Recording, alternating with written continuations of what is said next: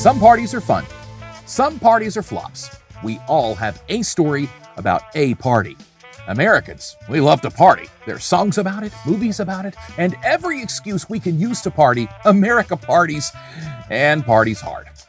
Hop aboard for an informative and enlightening romp through history as we learn about some of the parties that have left America with some of her worst hangovers. It's a buffet for your brain, folks. Grab a plate, pile it high, and undo your pants just for the fun of it. We're about to double down on a cacophony of cerebral calories here. Welcome to the podcast.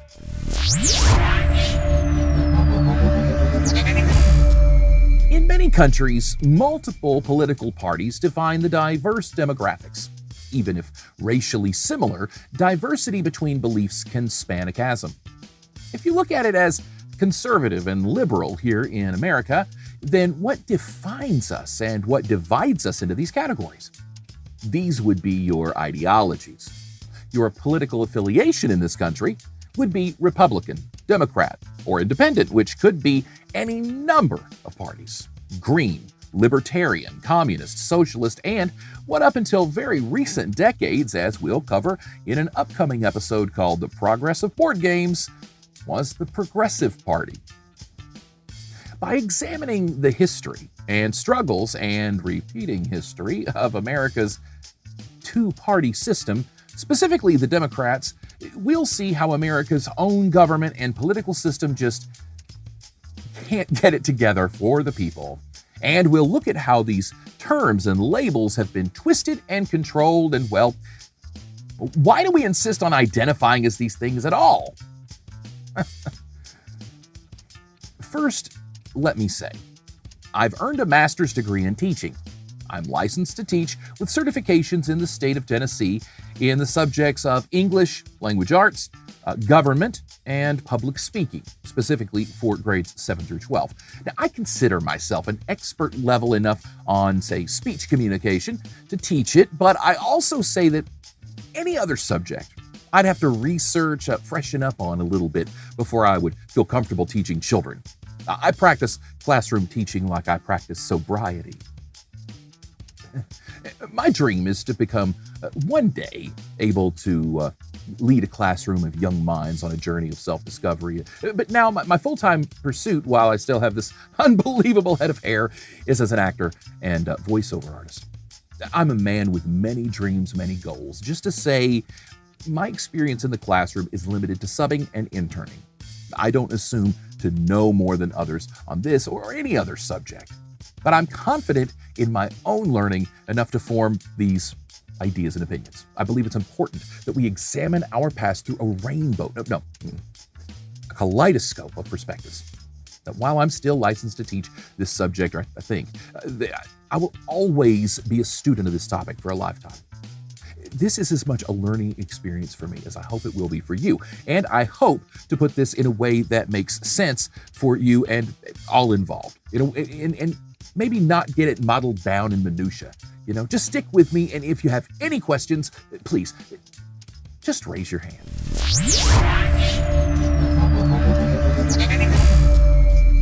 It should come as no surprise following 2016 that the Democratic Party is split down the middle. But this has been the case for most of the party's existence. Sometimes I like to point out that many civilized nations offer a multi-party system. You'll begin to see why that is. For liberals in America, they've been shrouded in this bubble of liberalism and some very liberal policies, both social and economic. They're liberal on foreign policy and just liberals. Liberal! What does it even mean? It's come to be a bad word, almost as bad as conservative. Another word Democrats, specifically conservative Democrats, who now go by the more marketable moderates, seek to distance from. But the party's been fraught with infighting and splintering from the onset. Day one was a division, and sort of a chain reaction from there. The Democrats, throughout most history, have a track record of really blowing it when it matters, and an even more consistent track record of not learning from their mistakes. Just like today.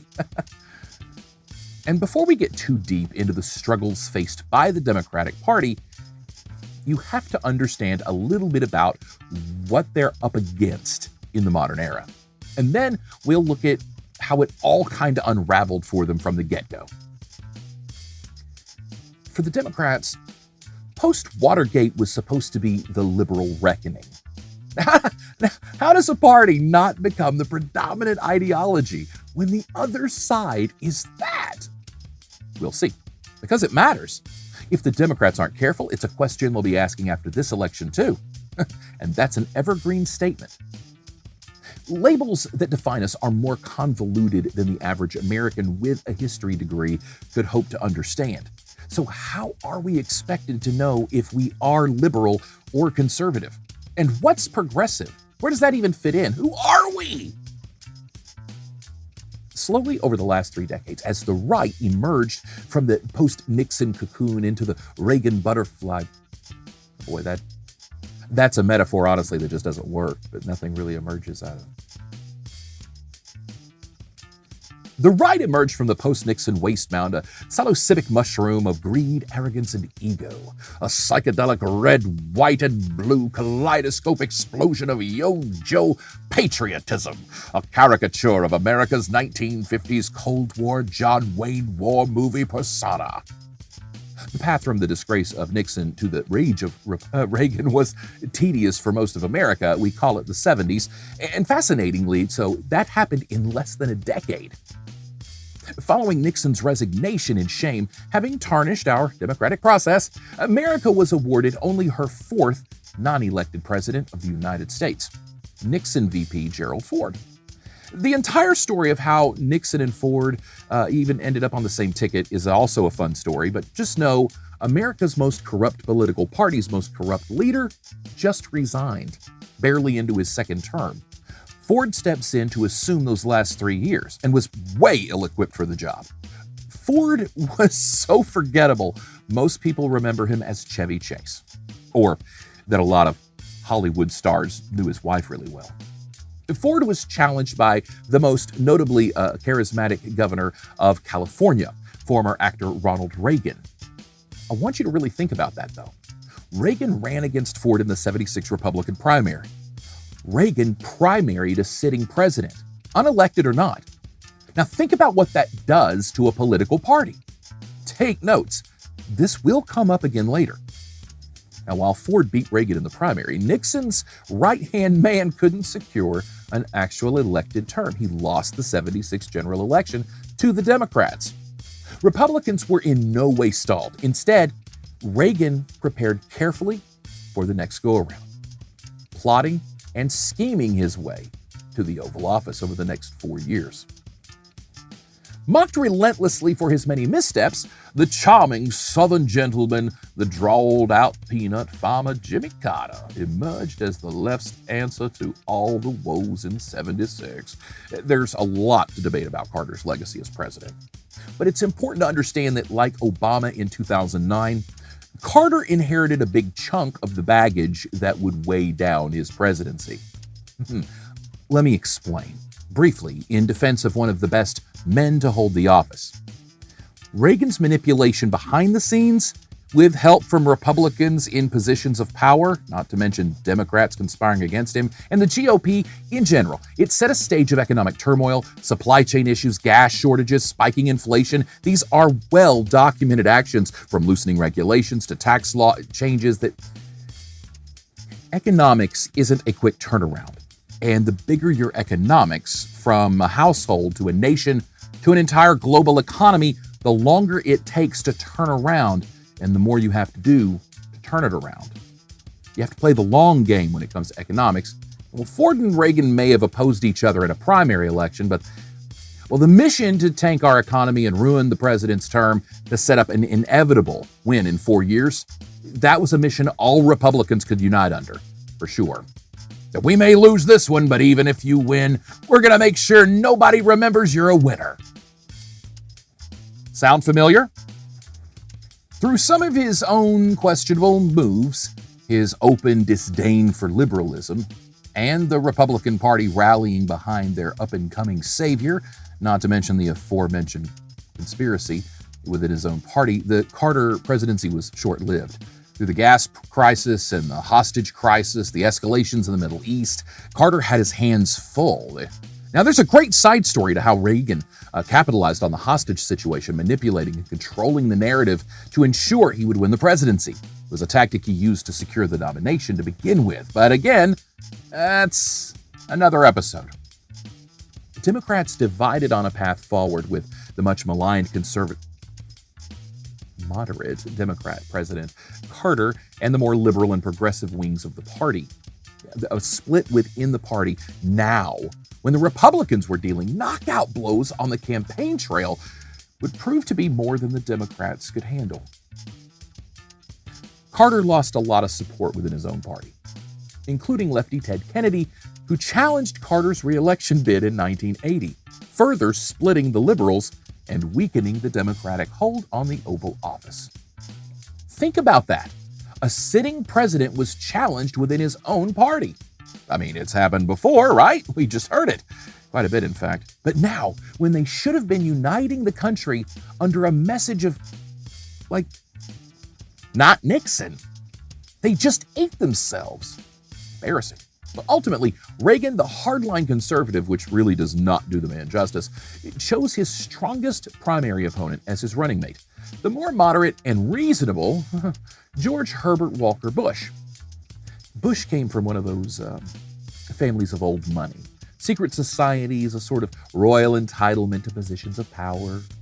No nonsense. Reagan, the bullshit artist that he was, couldn't stand him. But that attractive political combination, it would turn out to be more than the limping and wounded Democrats could handle. The contentious Democratic convention had left the party bruised, literally. There were fights on the floor. They were left fractured, divided, and defeated by a mandate. It was an ugly moment to a party that had seen its fair share of embarrassing defeats and blunders through history. This is about the trend of struggle and fumbles and failures the Democratic Party has faced since it began, and hopefully an explanation of why we say these parties have morphed into one another over time. But the big switch didn't happen as you might think. A few side stories along the way should help put it all into perspective. Trust me, by the time we get to the end of this, you're going to see how it all comes together to sow confusion and division among the American people. All the stuff we're arguing over today, in the wise words of the great Spaniard and darling of Florin, Inigo Montoya. You keep using that word. I do not think it means what you think it means. Unlike the Republicans 4 years prior when Carter beat Ford, the Democrats did not bounce back at all. There was no Reagan in their back pocket, waiting to ascend. Kennedy's reputation, scandals, and the childish manner he exhibited in defeat at the convention was on display for the world. An act of brash selfishness over the good of the party, the nation, the world. Kennedy's chance at the White House had passed. A still lengthy career ahead, but, many lay the party's decimation in 1980 at the feet of Ted Kennedy's ego. Post-Watergate for the Democrats should have been a cakewalk. There should have been no question. But still, failure. America would emerge from the 70s with movie star and former ape sidekick Ronald Reagan manipulating the media, much in a similar way we've seen in recent years.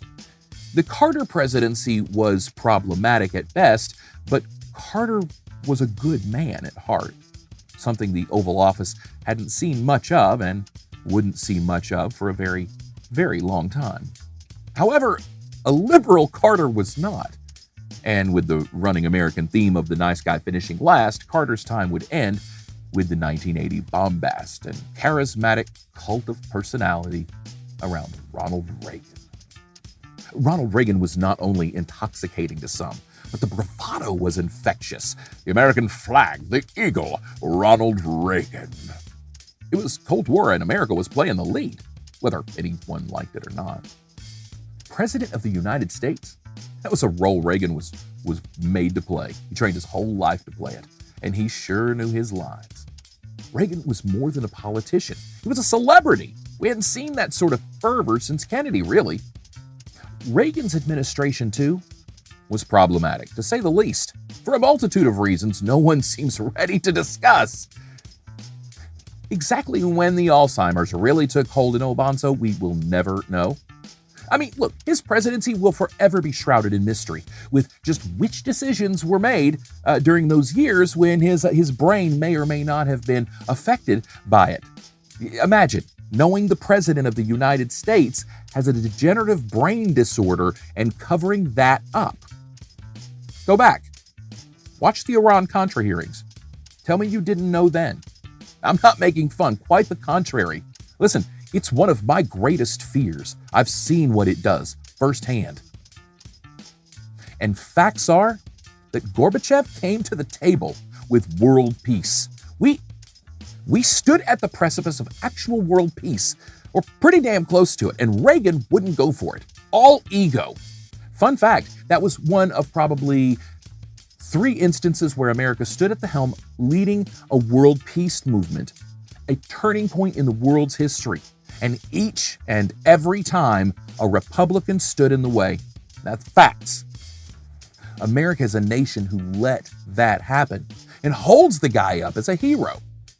Not just let Iran-Contra happen, not just let the whole world peace thing happen. I mean, America let a guy be in office while he was literally losing his damn mind. At very least, it warrants an honest discussion into his presidency and the validity of his... I mean, we're just not going to step back and... That's an elephant that we're going to let sit in a room for another 30 years? Come on. Republicans and many Democrats got swept up in the cult of personality of Roddy in the 1980s, and key moments of what would become pop culture history overshadowed the corruption, racism, and the many scandals of the administration and prison sentences for Reagan staffers. Sound familiar? The Democratic Party in the 1970s and 80s was still somewhat suffering. This is a running trend. So we'll get to it. Just take notes along the way. They maintained enough momentum to stay relevant, especially in Congress, where they affected the biggest impact on legislation. But the nomination of a woman, Geraldine Ferraro, to VP Mondale's 84 nomination, for example, that was a landmark, something the right wouldn't do for another 2 decades. I mean, the left didn't do it again until 2020, but bygones. At least they won, right? The left was swinging hard, but oftentimes missing. And as you'll see throughout history, when the Democrats missed, they missed big. How do you come out on the other side of Watergate and still not become the predominant ideology for most Americans to unite under? That's the question that haunts the party to this day. You can chalk a lot of that up to global circumstance, a weakened and divided party leadership, a flimsy message, platform, and questionable compromises. Some very poor choices, strategically speaking. And we must look toward the American people for that answer as well, which I'll get to later, pretty much all of this podcast. To not come out of the 76 election with a home run that would be a shoo-in for re-election 4 years later was disappointing for many, to say the least. Democrats crushed under the strain of the Carter administration's failures, GOP obstructionism, and Republican manipulation from the sidelines, not to mention some Democratic manipulation. We wouldn't see a real chance for the White House for another dozen years. With the 80s ending, but the Reaganomics administration continued, with Ron's VP having beaten another weak Democratic candidate, Eyebrows McTank Driver III. Seriously, no one remembers, but because you'll try looking it up while you're driving, Mike Dukakis, cousin of Steel Magnolia Olympia. Coming off the machismo and charisma of Reagan, America was struggling to cope with a new, less impressive figurehead. Americans, after 4 years, weren't feeling the love for Reagan's former vice president, the sophisticated Ivy League and effeminate George Bush, whom the media also deemed wimpy, which is an odd slur for a man who logged nearly 60 missions flying a plane in World War II, but those were good years for SNL, though. It's a strange turn the media did. Since the 1980 primaries, Back then, the youthful Bush was displaying his athleticism against Reagan's advanced age. The media picks its darlings, and Bush wasn't one this time around. Things looked up for the Democrats. When the 90s rolled around, Reaganomics by this point was proving strenuous on the average Americans, and with the explosion of mass media, information was more readily available than ever. A significant turning point is right around the corner.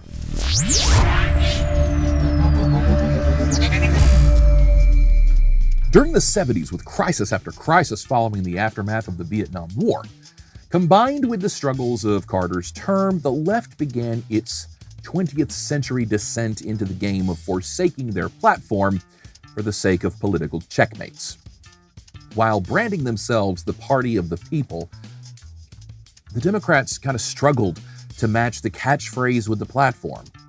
It's easy to blame Kennedy for the splitting the party, but refusing to drop out of the race, not conceding, challenging the convention, not supporting Carter after. Hell, look, Kennedy not only didn't support Carter, Kennedy conspired against Carter. It's the stuff of Hollywood.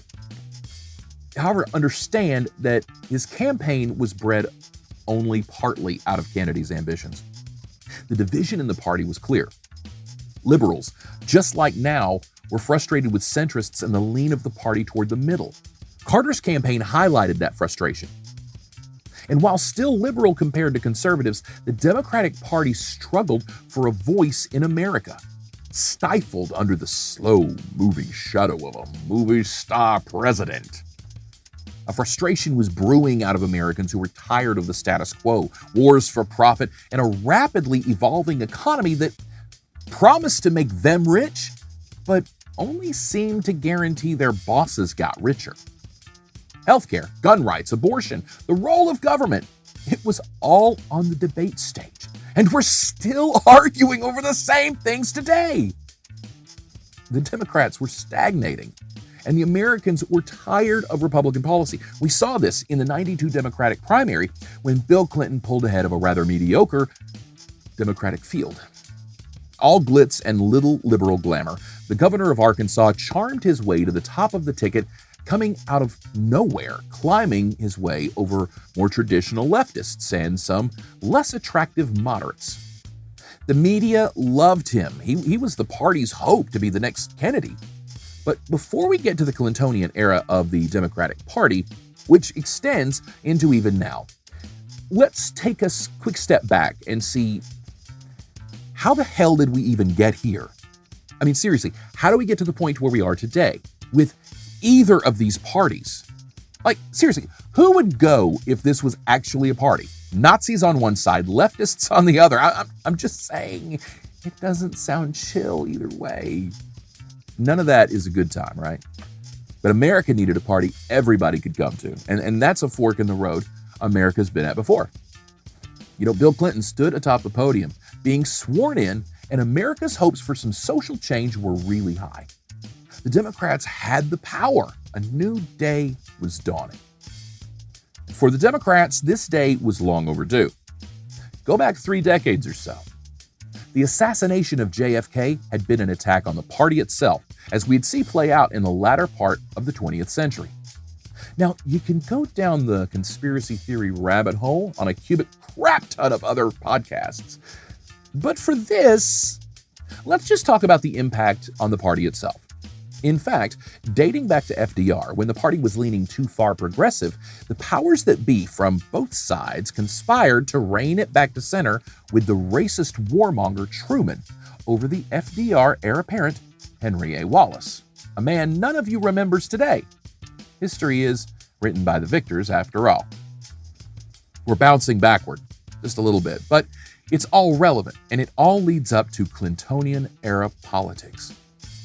Whomever you believe carried out the attack, Kennedy's assassination halted the nation, but it also crippled the party. Lyndon Johnson stepped in, and while they didn't know it at the time, the Democrats' political relevance died with Jack. As harsh as that may sound, if you peek down that rabbit hole enough to see some of what would have happened had Kennedy not been killed, there's more than a probability that it wasn't random or the work of a wackadoo. In fact, many believe it was Kennedy's reluctance to step in on civil rights issues that cost him his life. He wasn't the president we needed for that time. Some might argue. Some might also argue American Catholic aristocratic white supremacy played at least some part in Kennedy's decision not to walk a black child into a desegregated school. Ultimately, there are a lot of issues with the Kennedys, which is, I think, what makes them so attractive to Q-cultists. Not copying the conspiracy here, but it's clear that whatever happens and whenever the Democrats can get a leg up, that leg gets swept out from under them like Daniel LaRusso. Lee Harvey with the illegal crane kick to the noggin this time. Kennedy's approach towards civil rights both emboldened white supremacists around the country with his refusal to take a public, firm stance against those ideals and the racist practices in American culture, and then it also threatened white supremacists with his work toward making what would eventually become the 1964 Civil Rights Act law. The Kennedy presidency was filled with scandal, drama, and listen, a social atmosphere of turmoil, sure. However, on the issue of race in America, Kennedy seemed insistent to hold the middle ground.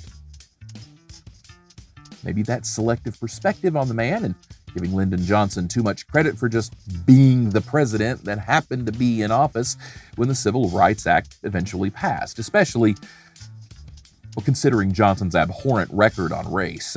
He was a racist. Would the act have passed with Kennedy as president? Absolutely not, in my opinion. Probably not, in the opinion of most historians. Now, why is this important? Coming up in part 2 of Party Crashers, I'm going to get more into purity tests, as patriarchal as they may be. This might explain why Lyndon Johnson's record of racism and Kennedy's hesitance on the subject can be viewed through a less critical and judgmental lens. Racism, prejudice, bigotry, and bias all played their roles in the perspectives of these two men. In fact, all of America back then, and even today. But their decisions were also driven by greed, personal ambitions, political motivations, social pressures, and a whole lot more. It's simple to say that their actions on this issue, or any, weren't altruistic. We shouldn't laud them as heroes just for the sake of needing idols to worship. Kennedy didn't support most civil rights legislation because in his first term, he was setting the stage for his second term. Priorities in these lofty ambitions are lay the groundwork with bipartisan populist legislation during your first few years. Then, when you win the second term by a mandate, you can do whatever you want. It's a game of political risk that we, the people, often lose. Plainly put, Kennedy was terrified of losing the racist conservative Southern Democrats.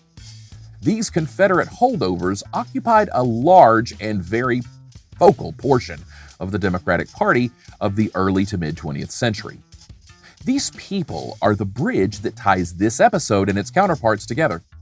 These people are at the very center of the theory of the big switch, that over time, the platforms of the Democratic and Republican parties have switched, morphed into one another. This confusion is the cornerstone for many racist Confederate conservatives today who cite, well, the Democrats are the racists, the Democrats started the KKK, even though when there are white supremacist rallies like Charlottesville, January 6th, or any given MAGA GOP event, they're all Republicans there. It's why many of us in the South, where I'm from, we remember our parents as proud Southern Democrats. But many of those are now in the MAGA cult. So how does that work? Well, that's a bigger question we'll seek to answer throughout this first season of Overthinking Everything. And to understand that, we must start with understanding the political partisanship that built this country and the ideologies that have been passed down generations in what amounts to a game of telephone, Generational Trauma Edition. Quickly, but before we wrap up part 1 of Party Crashers, let's go back to what I said about Kennedy's reluctance to do the right thing on race. there were a lot of politics involved in civil rights, but it was the racist conservative Southern Democrats he feared losing in the 1964 election. This is fundamental to the perspective of the big switch, because this event, then Kennedy's assassination, which basically paved the way for the Civil Rights Act to be passed, this was really less Democrat and more the Dixiecrat movement, which is basically white supremacist Confederate values painted with a bless y'all's heart and a hearty yee-haw. You see, the Confederate movement in America never died, nor was it abolished when slavery was. These people were never hanged. The movement is still alive today, and it goes by many names. Proud Boys, Oath Keepers, Southern Baptist Convention, the Republican Party, the Latter-day Saints, the Ku Klux Klan. I know, it might sound like harsh generalizations to lump all of those into the same garbage pile, but let me assure you one thing, the Catholic Church, the entire evangelical movement, most of the patriots, the list goes on and on and on and on and on and on and on, and it's all rooted in this toxic white Southern culture, which is at the root of the most dangerous cult in America today, evangelical white nationalism, aka MAGA.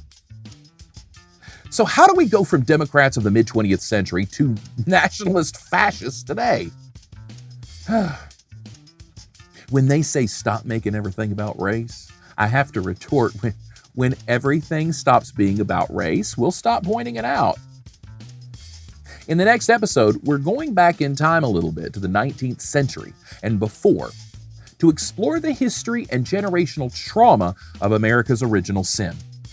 But before we hop in our little phone box, let's understand that the Jim Crow South was very toxic and unsafe for people of color. These are truths that many accept and attempt to atone for. Still, much of this country denies the abhorrent behaviors of our predecessors, and that bleeds into the abhorrent behaviors of today. The fact is that racist ideals and racist conservatives who couldn't handle the progress of human and civil rights in America fought hard to ensure that theirs were the only rights upheld by our Constitution. Consider that most of these people, when asked under different circumstances, would align with the anti-federalists in history, as in, they don't want the government to have the overall say in most of their lives. Your modern-day libertarians, but with values, common sense, and a platform that doesn't come ripped straight out of a survival handbook. Anti-federalists, or anti-constitution. We'll break that down more in the next part. But just know that this hypocritical, self-serving movement of misrepresenting facts, bastardizing sacred texts, and manipulating history and historical documents for the sake of oppressing peoples of color, it's been going on for generations before the 1960s. John F. Kennedy knew the voting power of the South was invaluable to his re-election, and he also knew that losing that vote to the Republicans would usher in Nixonian policies, which were almost as corrupt as Reagan's. Nixon didn't start with Watergate. Nixon ended with Watergate. His entire career was Watergate. He was one of the worst human beings ever to hold the office, and that is documented in his own recordings as president, in his voice, not my opinion. When he had the chance to stand tall for civil rights and change the world, change America, certainly, John F. Kennedy bowed to the pressure of the racist, conservative, Confederate, evangelical Southern Democrats. Let's just call them what they are today, MAGA. You see, this is the America they want to go back to, the greatness before 1964. Just like, they like Ike a lot, because he was the last Republican before things went to hell. Kennedy's personal and political ambitions were legend. His hunger for power and prestige were unmatched at the time. Still, when handed the silver platter of human and civil rights to make history on, he didn't want to fool with it, because the racists would then vote Republican. Kennedy sold his soul for re-election, and it cost him his life. Wait, Yes, I am telling you that the racist, conservative, Confederate, evangelical, Southern Democrats weren't Democrats at all. I am telling you that. They never were. They were self-serving voters aligning with whomever would promise them the prettiest pig at the fair, without realizing that they too were little piggies. You see, the thing about these people is they're organized more clearly and collectively, and in an obvious and well-branded cult today. Back then, it wasn't as marketed and commercialized. Capitalism wasn't into our politics as much as it is today. Today, we know them by their Don't Tread on Me's, their MAGAs, their blue stripes, their blacked out flags, every other little flag they wave proudly. This was the big switch, except that the parties didn't switch. The racist, conservative, Confederate, evangelical Southern Democrats became Dixiecrats, and then only supported racist, conservative, Confederate, evangelical, ideologically Southern candidates. Sort of like you see today in the Republican Party, where the racist, conservative, Confederate, evangelical, we'll now refer to as rural Republicans, exclusively are pushing MAGA-loyal candidates over more reasonable, common-sense conservatives. This is why I refer to them as conservatives and confederates. This has happened time and again, over and over through history.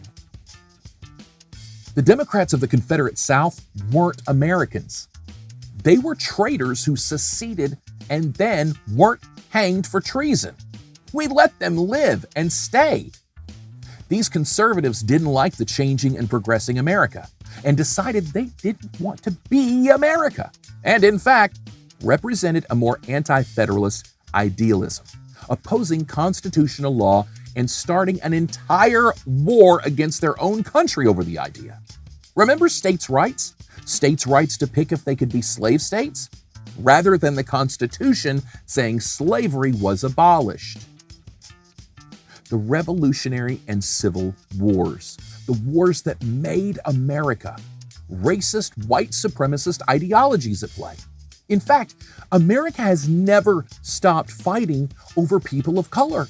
We're still arguing to this day whether Black Lives Matter more than a Smurfs.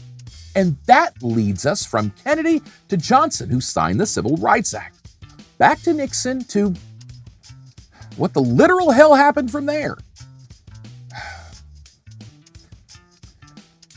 Remember what I said about why Kennedy was so afraid of losing the racist, conservative, Confederate, evangelical Southern voters?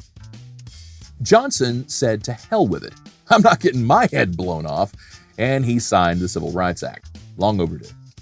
Johnson was sworn in on November 22, 1963. He had 14 months of Kennedy's term to complete and prepare for the election in less than a year. Civil Rights Acts of 1957 and 1960 laid the groundwork for the most sweeping civil rights legislation of the 20th century, which was passed into law on July 2, 1964. 8 months after Johnson was sworn in and 4 months away from the November 1964 election, the one Kennedy didn't want to lose so badly. Johnson won, but what happened was Barry Goldwater, conservative Republican firebrand, took Arizona and most of the Deep South on the electoral map. In fact, it was a sweeping and crushing mandate nationwide, except the South, who were just real pissed off about having to share a bathroom with a black person. Johnson benefited from the Civil Rights Act, positions on unrest in Vietnam, and the fact that when the economy is going well, most people don't rock the boat, except when racism is on the line. In 1968, the weak Democratic candidate Hubert Humphrey, he was the candidate on the heels of the assassinations of Robert Kennedy and Martin Luther King Jr., the Republicans notched an electoral landslide, but a very, very narrow popular vote win.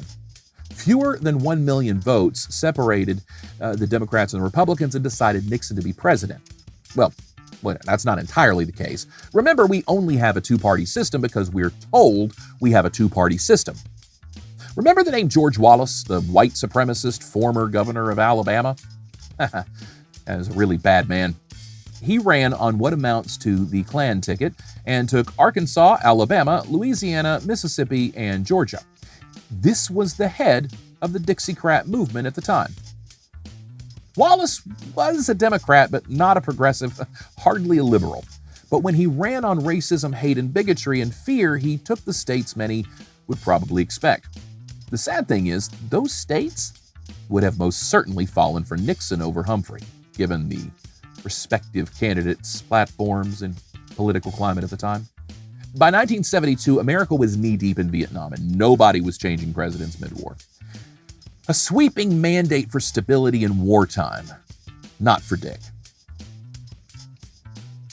So that loops us right back to Watergate, Ford, Carter, Reagan, Bush, and Clinton. By this point, many of those racist, conservative, Confederate, evangelical, rural voters were economy and issue voters. In that, with civil rights passed and nothing they could do about it but hurl slurs and the occasional hooded human hunting, those racist, conservative, Confederate, evangelical, rural voters voted, if they did, with their wallets and whatever big issue was at play. Many of them voted for Bill Clinton because of the economy and because he was charming and Southern, so long as his wife didn't run her mouth that much. Many of them voted for Clinton again. Al Gore, who didn't come off very Southern, but instead stuffy and elite, wasn't as appealing to some of those racist, conservative, Confederate, evangelical, rural voters as Cokie McMisseldick and his partner Destro. I guess this was a significant turn in the cult of personality politics and the rise of right-wing propaganda media, which I will discuss further this season. Race has always played its part in our politics, from the inception of our nation as a concept to today. With the 13th Amendment, America still practices slavery even to this day, don't we?